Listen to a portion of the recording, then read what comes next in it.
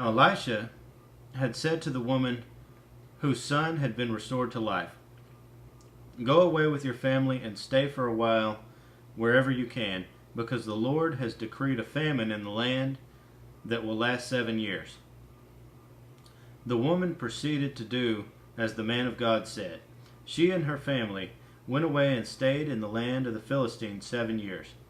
At the time of the 7 years, at the end of the 7 years, she came back from the land of the Philistines and went to the king to beg for her house and land.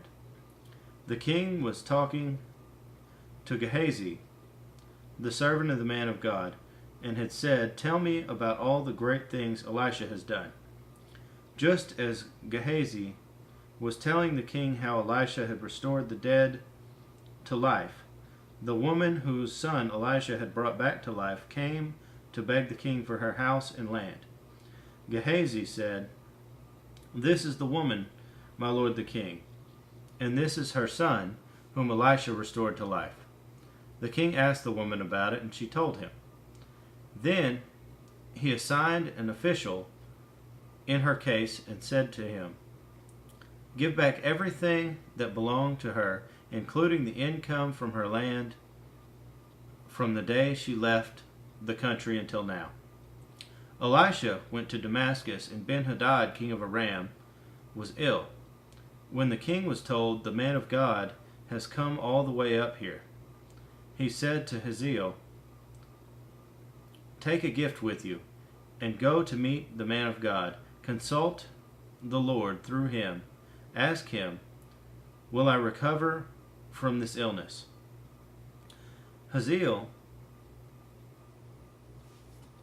went to meet Elisha, taking with him as a gift 40 camel loads of all the finest wares of Damascus. He went in and stood before him and said, "Your son Ben-Hadad, king of Aram, has sent me to ask, 'Will I recover from this illness?'" Elisha answered, "Go and say to him, 'You will certainly recover, but the Lord has revealed to me that he will in fact die." He stared at him with a fixed gaze until Hazael felt ashamed. Then the man of God began to weep. "Why is my lord weeping?" asked Hazael.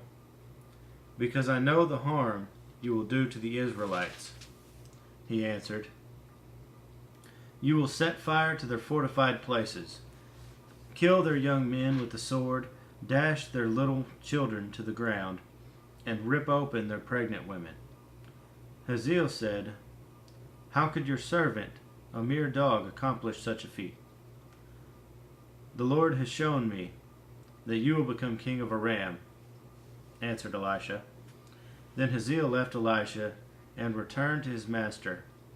When Ben-Hadad asked, "What did Elisha say to you?" Hazael replied, "He told me that you would certainly recover."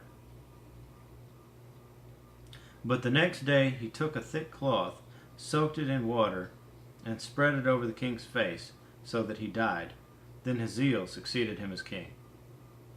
In the 5th year of Joram, son of Ahab, king of Israel, when Jehoshaphat was king of Judah, Jehoram,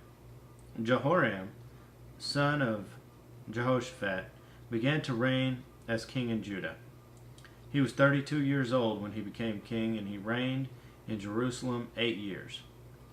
He walked in the ways of the kings of Israel, as the house of Ahab had done, for he married a daughter of Ahab. He did evil in the eyes of the Lord. Nevertheless, for the sake of his servant David, the Lord was not willing to destroy Judah. He had promised to maintain a lamp for David and his descendants forever. In the time of Jehoram, Edom rebelled against Judah and set up its own king.